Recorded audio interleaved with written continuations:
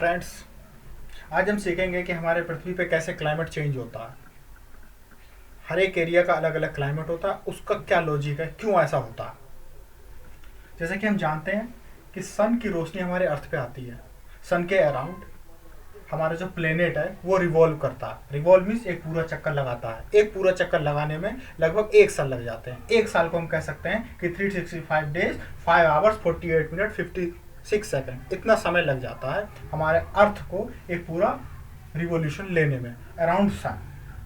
लेकिन हमारा अर्थ जो है वो भी टिल्टेड है 23.5 डिग्री वर्टिकली। ये इस तरह से है, अर्थ जो है वो इस तरह से है और वो रिवॉल्व करता रहता है। वो इसके चारों ओर रिवॉल्व करता रहता है, सन के चारों ओर।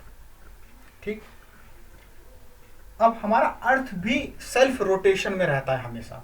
तो जो एरिया सन के सामने पड़ता है, जैसे ये इस तरह से टिल्टेड है, जो सन के सामने पड़ता है वहां डे है, और जो सन के सामने नहीं पड़ता है वहां नाइट है। तो हम कह सकते हैं कि जो सन के सामने है वहां डे है, जो सामने नहीं है नाइट है। तो ये लॉजिक है डे और नाइट होने का।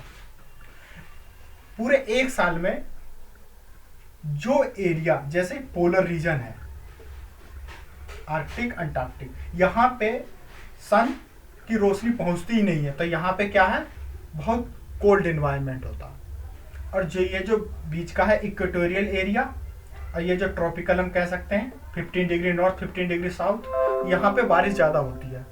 यहाँ पे क्या होती है, बारिश ज़्यादा होती है। साल के 12 महीना बारिश होती है। वेट क्लाइमेट है, पेड़ काफ़ी लंबे लंबे होते हैं क्योंकि जल की मात्रा काफ़ी होती है, कैनोपी टाइप में होते हैं, ये सन की ओर बढ़ते रहते हैं।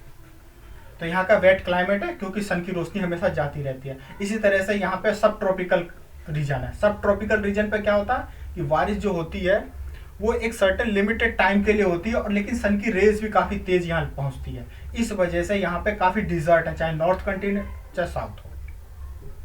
और ये पोलर में कोल्ड डिजर्ट है, यहाँ पे लगभग सन की रेस पहुँचती ही नहीं है, यहाँ पे बहुत ठंडक रहती है। एक तो लॉजिक ये है क्लाइमेट चेंज होने का कि सन की रेस किधर पड़ रही है। सेकेंड जो रीज़न है वो है कि उसका अर्थ से एलिवेशन कितना है।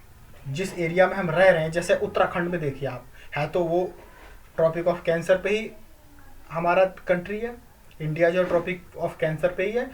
कायदे में इतनी ठंडक नहीं होनी चाहिए, लेकिन वहाँ पे ठंडक है। क्यों? क्योंकि अर्थ से उसकी एलिवेशन काफ़ी है।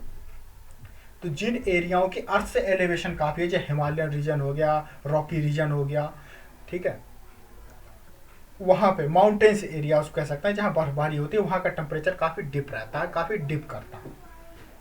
एक रीजन ये।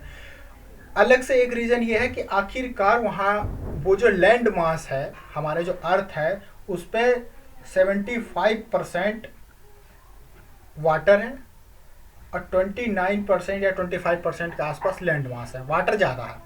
तो जैसे हमारा इंडिया है, तो इसके दोनों तरफ आप देखते हो सी एरिया, ये बे ऑफ बंगाल है, ये अरब है साहब। तो यहाँ पे आप देखते हो कि इन सीज की वजह से, ओशंस की वजह से, जैसे यहाँ पे भी ओशन है, यहाँ का क्लाइमेट अलग तरह का है, मानसूनल क्लाइमेट है। इसी तरह से आप ट्रॉपिक ऑफ कैंसर पे देखते हो, या आप जाओ अफ्रीका में जाओ। अफ्रीका में क्या है, जो कंट्री है, इजिप्ट हो गया, मोरक्को हो गया, वहाँ की जो क्लाइमेट है मेडिटेरियन टाइप क्लाइमेट है। क्यों मेडिटेरियन टाइप क्लाइमेट है? क्योंकि उसके पास में मेडिटेरियन सी है, उससे क्लाइमेट वहाँ का बेटर रहता है। ऐसे हॉर्न ऑफ अफ्रीका का देखो, आप इथोपिया की कंट्री का देखो, जितनी भी कंट्रीज सी के आसपास है, वहाँ का, चाहे गोल्ड कोस्ट देख लो, वहाँ पे क्या है कि जो क्लाइमेट है वो थोड़ा वेट रहता है। क्यों? क्योंकि जो इवोपोरेशन की वजह से वहाँ आसपास बारिश होती रहती है। एक ये है। दूसरा ये है कि उस ओशन में या सी में जो वाटर फ्लो हो रहा है, उसका टेम्परेचर क्या है। एक नॉर्वे जो है वो आर्कटिक के आसपास लगता है, लेकिन उसका टेम्परेचर काफ़ी सही है, मानसूलन टाइप क्लाइमेट ही पाई जाती है, हर तरह के फसल वहाँ होती है।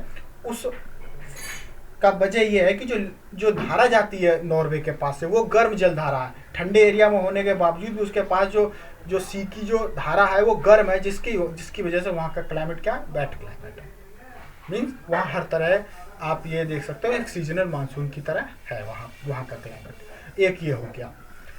थर्ड ये हुआ कि उस कंट्री में हवा किस तरह की चलती है। जैसे हमारे कंट्री में आप देखते हो कि अगर हिमालय ना हो तो काफ़ी ठंडी हवा आए रसिया की तरफ से। तो और कई कंट्रीज हैं जहाँ है ये। अब जैसे